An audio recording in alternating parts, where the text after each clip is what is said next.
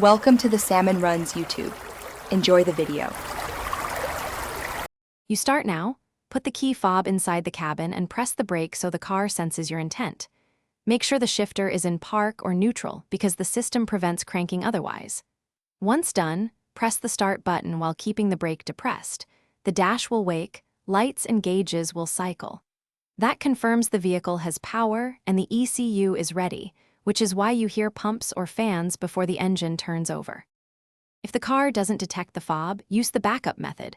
Place the fob in the indicated slot or hold it against the start button to bypass the wireless reader. Next, cycle to accessory mode so electrics come online, then press the brake and push the button to crank. Listen for the starter engaging. A short press starts the starter, and avoiding long cranks protects the starter motor.